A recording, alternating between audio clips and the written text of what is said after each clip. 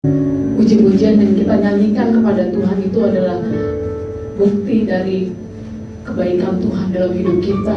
Pada saat kita nyanyikan how great, berarti kita menyuarakan Tuhan, Kau sungguh baik dalam hidupku.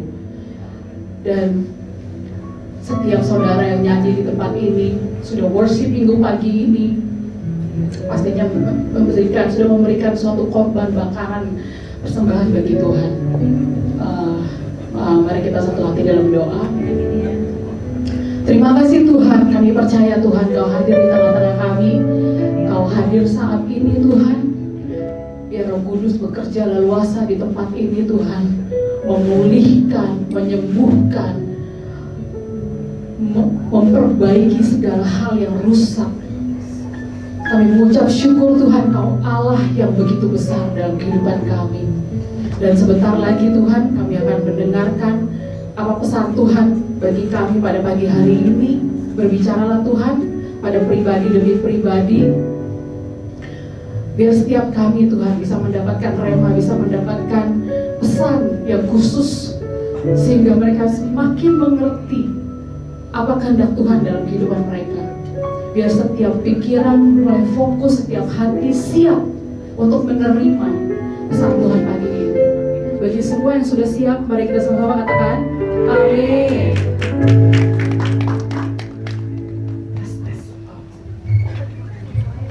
Shalom. Bagaimana kabarnya? Wah, luar biasa ya. Buat yang baru pertama kali ke MIC, ada yang baru pertama kali bisa angkat tangan? Nggak ada? Udah pernah semua? Oh iya ada. Ya, oh iya ada ya. Waduh, welcome to MIC. Senang sekali saudara bisa hadir pagi ini. Perkenalkan, kalau yang belum kenal, nama saya Yuliana. Senang ya di minggu pagi ini kita bisa berkumpul bersama.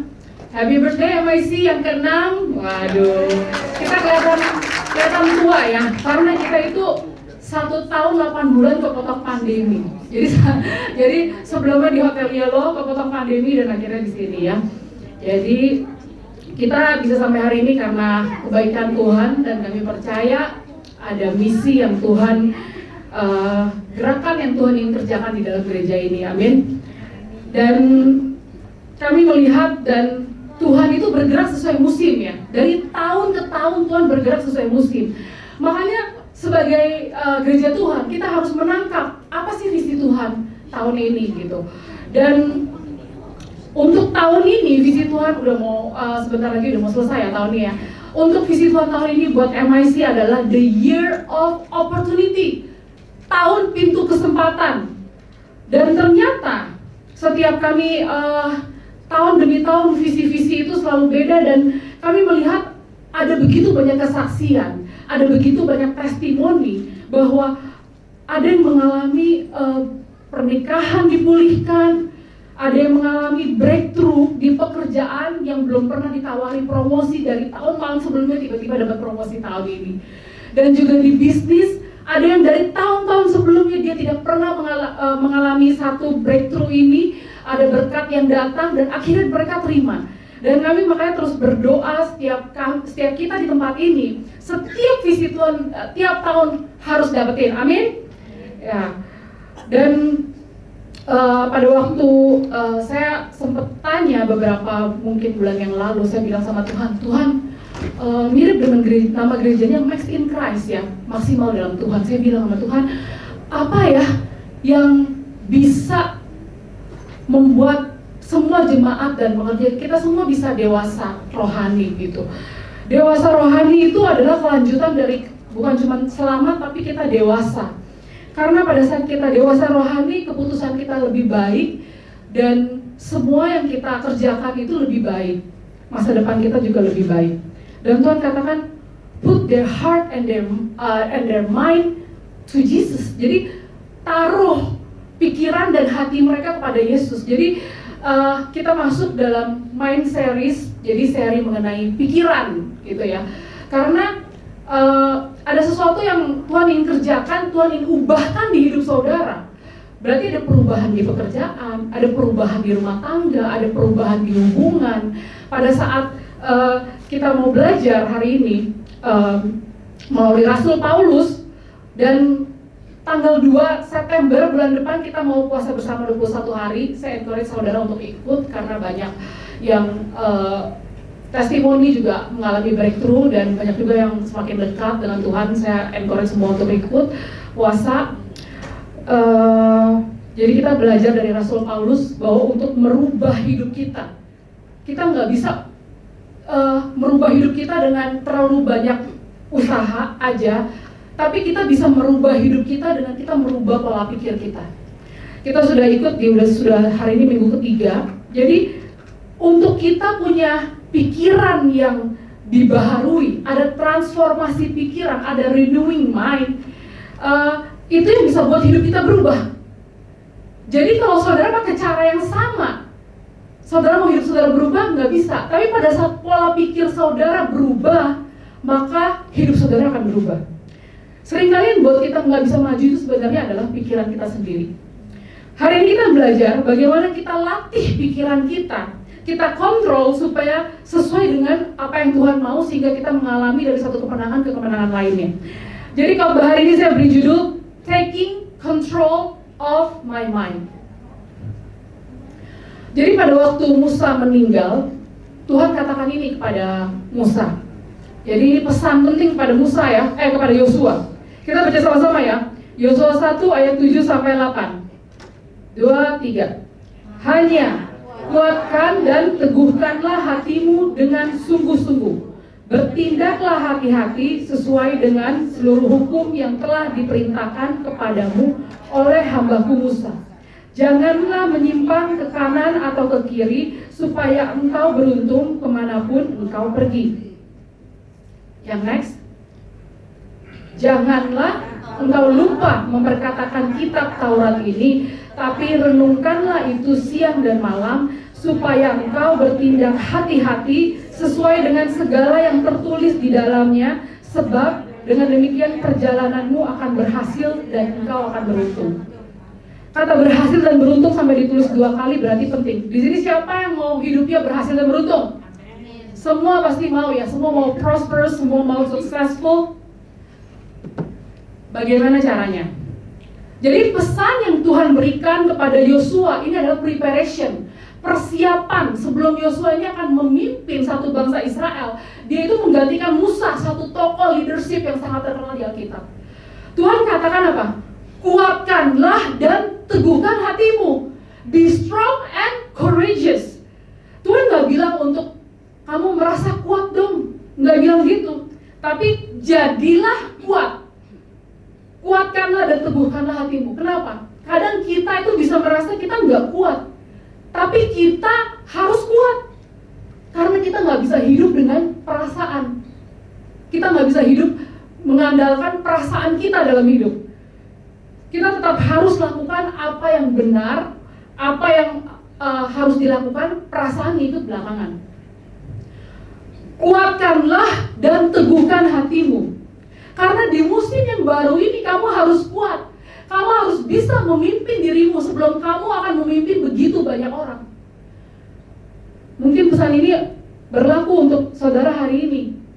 Banyak orang mungkin berpikir, kalau kuat berarti saya nggak takut. Belum tentu. Kalau kita kuat, belum tentu kita itu nggak ada rasa takut.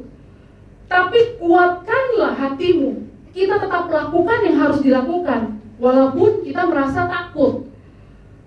Karena nggak ada kemajuan, nggak ada progres kalau kita takut. Firman Tuhan katakan apa? Roh Tuhan tidak memberikan kepada kita roh ketakutan, tetapi roh yang membangkitkan kekuatan, kasih, dan ketertiban. Itu bukan berasal dari Tuhan. Di 1 Yohanes 4:18 katakan, di dalam kasih tidak ada ketakutan. Kasih yang sempurna melenyapkan ketakutan. Maksudnya apa? Hari-hari ini begitu banyak orang live in fear, hidup dalam ketakutan. Tapi gimana sih, saya mau dong, resepnya apa? Biar saya hidup tanpa ketakutan. Ayat ini sudah katakan dalam kasih yang sempurna melenyapkan ketakutan. Saudara tahu nggak? Jesus loves you. Saudara tahu nggak? Tuhan mengasihi saudara. Mungkin saudara cuma iya, saya tahu Tuhan mengasihi. Enggak. Coba tanya diri saudara. Saudara tahu gak Tuhan mengasihi saudara? Tahu gak? Karena kalau kita tahu, oh iya, Jesus love me, Tuhan sangat mengasihi saya. Kalau saudara tahu, saudara akan percaya. Itu akan mengurangi rasa takut kita. Karena Tuhan katanya begitu mengasihi kita semua sampai dia rela berikan anaknya yang tunggal, Yesus. Tuhan begitu mengasihi saudara dan saya, dia gak akan biarin kita tinggal sendirian. Kita bisa jadi pribadi yang gak setia, tapi Tuhan selalu setia. Dia tetap mengasihi kita walaupun kita suka, males ke gereja, males pelayanan, males lakuin apa sih yang Tuhan mau. Kita suka males. Tapi sekarang ini kita sudah hidup di zaman akhir. Kita harusnya sudah berbalik dari jalan kita yang salah, lifestyle yang salah. Kita harusnya berbalik dan kita kembali kepada Tuhan. Kenapa? Karena kalau kita nggak mau berbalik ke jalan Tuhan sekarang, si jahat akan terus membuat kita intimidasi. Dia akan bilang, kamu nggak ada yang sayang loh, you are not love. Kamu tuh nggak ada yang, katanya Tuhan sayang sama kamu. Buktinya apa? Si jahat akan terus ganggu pikiran kita. Dia bilang, kamu lagi alamin ini, masa Tuhan nggak tolong? Pikiran itu pernah nggak masuk dalam pikiran kita? Si jahat akan terus bikin kita merasa Tuhan itu nggak sayang sama kita. Dia akan merasa kamu tuh sendirian, kamu tuh nggak ada yang tolongin, sehingga kita tuh nggak bisa melihat kebaikan Tuhan. Kita nggak bisa lihat goodness of God. Kenapa? Karena si jahat terus bicara di pikiran kita. Kamu tuh sendirian, kamu tuh nggak ada yang sayang, kamu tuh nggak bisa apa-apa, masa depanmu itu cuma selesai di sini. Itu si jahat. Makanya kita saatnya untuk repent, kita berbalik ke jalan yang benar. Kenapa? Kalau kita berbalik, kita bisa merasakan semakin dekat kasih yang sempurna. Kita bisa dekat dengan kasih yang sempurna Yesus, melenyapkan ketakutan. Kita nggak akan takut hadapi apapun karena kita percaya Tuhan beserta kita. Amin. Kuatkanlah dan teguhkanlah hatimu. Bertindaklah hati-hati sesuai dengan seluruh hukum yang telah diperintahkan kepadamu oleh hambaku Musa. Hukum yang dimaksud ini adalah hukum Taurat ya. Jadi dari Kejadian sampai Kitab Ulangan disuruh bertindak hati-hati. Jadi seorang Yosua ini, dia belajar dari pemimpin sebelumnya, pemimpin yang sangat ikonik, Musa.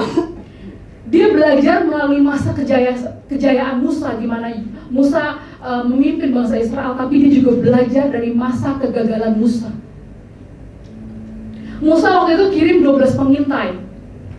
Ada 12 pengintai untuk mengintai ke tanah perjanjian ya.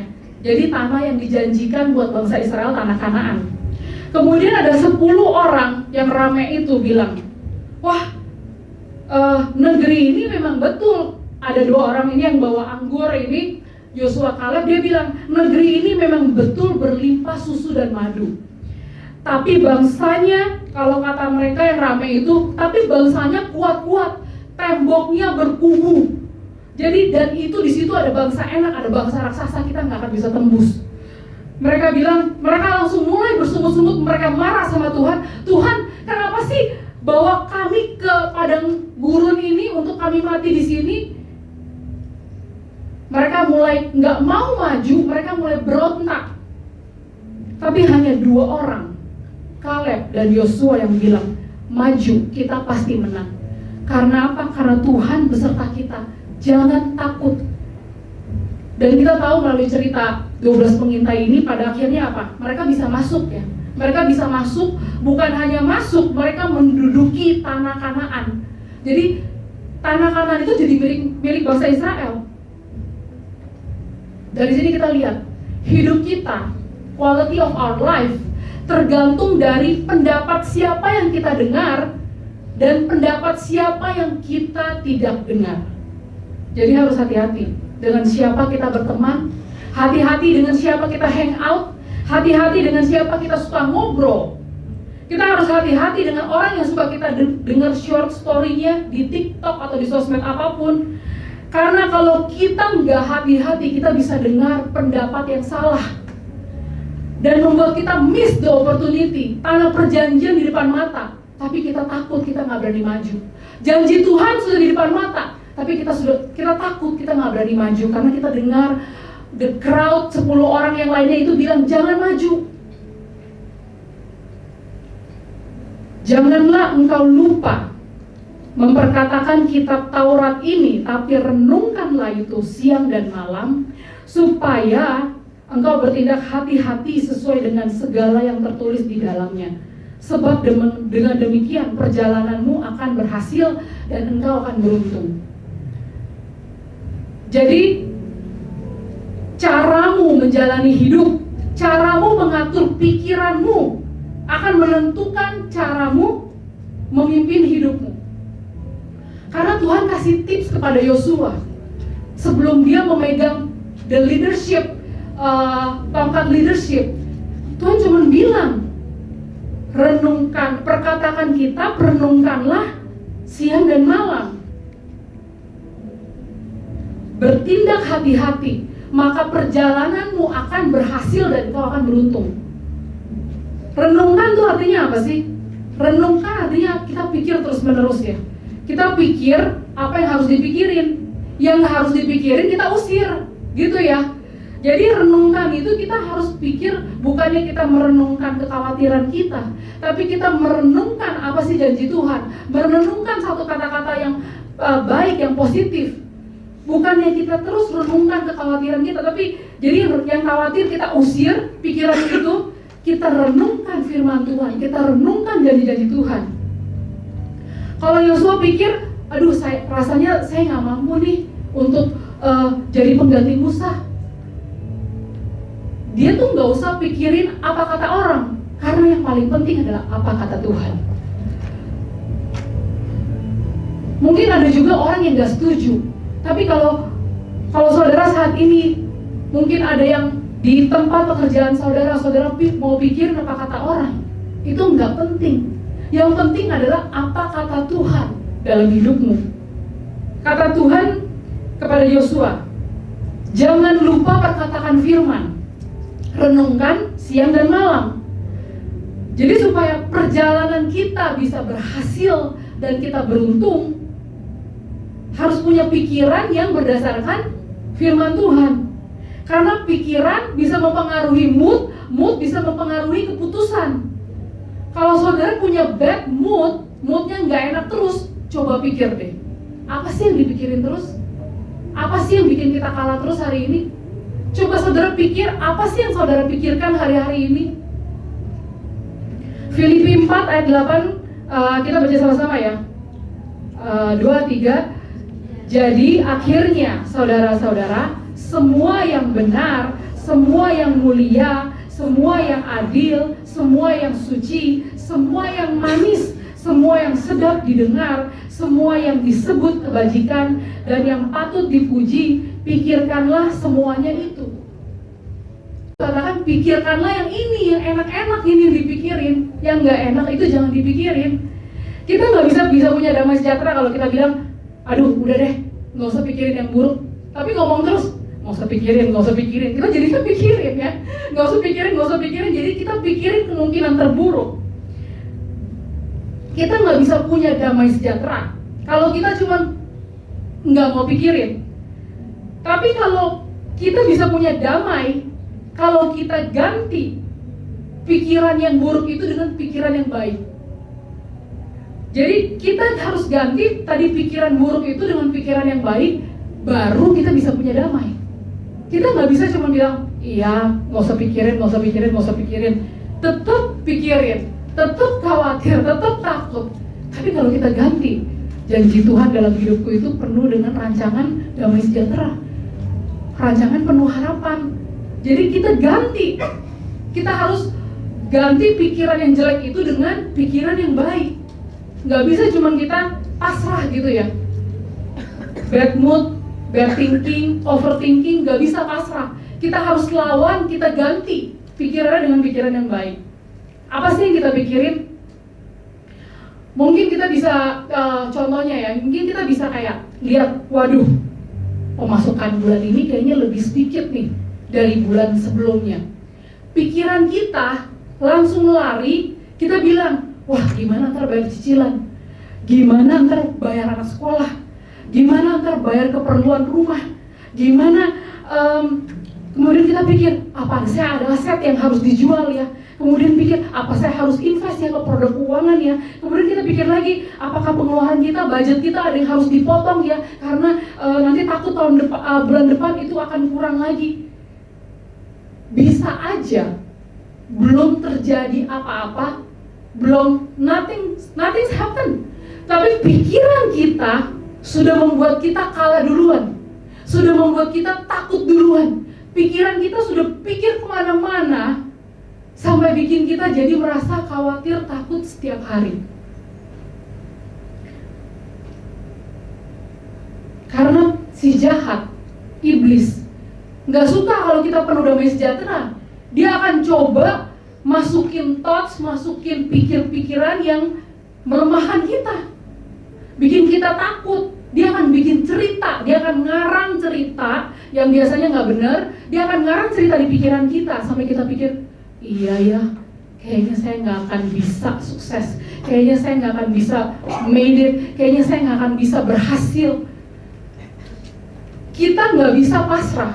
Kita harus ganti pikiran yang negatif dengan yang positif. Apalagi kalau kita baca firman Tuhan, kita ganti yang negatif dengan firman Tuhan. Kita harusnya berpikir pada saat kita takut akan masa depan, ntar bagaimana ya ke depan. Kita ganti dengan pikiran yang positif. Kamu bilang sama pikiranmu, rancangan Tuhan itu adalah rancangan damai sejahtera, bukan kecelakaan. Rancangan Tuhan itu memberikan kepada saya hari depan yang penuh harapan. Itu janji Tuhan. Kemudian pada saat kita khawatir akan keuangan, saudara bilang sama pikiran saudara, Allahku akan memenuhi segala keperluanku menurut kekayaan kemuliaannya. Tuhan kita sangat kaya. Kalau dia mau kasih saudara berkat, dia bisa kasih begitu aja. Cuma masalahnya, butuh ketaatan kita untuk kita bisa melihat janji Tuhan satu persatu kita penuhi. Butuh ada timingnya, butuh ada waktu Tuhan, butuh ada kita persevere gak, kita masih setia gak, kita masih benar-benar mencari Tuhan atau enggak. Berkat Tuhan itu pasti ada buat saudara, tapi gimana saudara ke Tuhan? Pada saat kita alami masalah, kita nggak tahu, aduh, saya harus bagaimana ya? Tapi firman Tuhan katakan apa? Percayalah kepada Tuhan dengan segenap hati dan segenap pikiranmu, berkat berdasarkan bersandar kepada pengertianmu sendiri. Tuhan akan tunjukkan jalan mana yang harus ditempuh. Pada saat saudara serahkan kepada Tuhan, Tuhan, saya punya masalah A, B, C. Saudara bawa dalam doa, apalagi saudara berpuasa, Tuhan akan tunjukkan jalan-jalan yang harus ditempuh. Kadang Tuhan akan kirim orang-orang untuk membantu. Pertanyaannya, kalau kita nggak bisa hafal ayat, pertanyaannya kalau kita nggak pernah baca ayat Alkitab, bagaimana kita bisa renungkan firman? Bagaimana kita bisa balas pikiran yang coba nyerang kita? Kita bisa renungkan firman dengan kita pelajari. Jadi hari ini habis dapat satu ayat, ayatnya kayaknya saudara relate atau saudara kayaknya berasa sesuatu, terus saudara renungkan, saudara bawa pulang baca lagi. Jadi banyak orang Kristen itu tidak memakai firman Tuhan itu sebagai senjata. Dikatakan ada armor of God, perlengkapan senjata Allah itu apa? Salah satunya pedang roh. Pedang roh itu apa? Firman Tuhan. Jadi banyak orang Kristen baca Alkitab cuman baca, tapi nggak digunakan sebagai senjata. Pedang roh. Kita perlu pakai senjata kita waktu pikiran kita lagi diserang. Kalau kita nggak pakai senjata kita nggak akan bisa ngelawan musuh yang terus-menerus coba ganggu pikiran kita. Dikatakan firman Tuhan itu adalah senjata kita, tapi kita harus tahu gimana cara pakainya. Kalau misalnya firman Tuhan itu seperti bulat, seperti peluru buat pistol, kita harus pakai bulatnya. Kita cuma punya senjata tapi kita nggak pakai peluru, percuma. Contohnya pada waktu Tuhan Yesus, dia lagi berpuasa di padang pasir, dia dicobai iblis. Dicobai iblis ya. Jadi Tuhan Yesus tuh sangat relate dengan apa yang kita alami, hadapi. Kenapa? Karena dia dicobai iblis juga, Tuhan Yesus. Dia bilang, jika engkau anak Allah, jatuhkan dirimu ke bawah. Sebab ada tertulis, widih, iblis aja bisa kuat loh. Karena dia tahu apa yang tertulis di dalam Alkitab. Dia bilang, sebab ada tertulis, dia akan memerintahkan malaikatnya untuk melindungi engkau sampai kakinya nggak akan jatuh, akan dipegang sama malaikat. Tapi Tuhan Yesus jawabnya apa? Ada firman, jangan mencobai Tuhan Allahmu. Jadi setan di sini juga bisa quote, dia bisa ngutip Alkitab. Karena dia bilang ada tertulis dia akan memerintahkan malaikatnya. Kita suka gini ya, suka kayak, aduh saya ada malaikat Tuhan kok yang jagain. Kita maunya seperti itu. Tapi di sini iblis itu konteksnya salah. Kenapa? Karena kalau Tuhan Yesus disuruh jatuhin diri ke bawah, nanti ada malaikat yang nangkep. Jadi itu nggak nyambung ya. Karena malaikat Tuhan biasa datang untuk apa? Untuk ada satu misi. Untuk misalnya malaikat waktu itu datang nyelamatin Daniel lagi di gua perapian ya.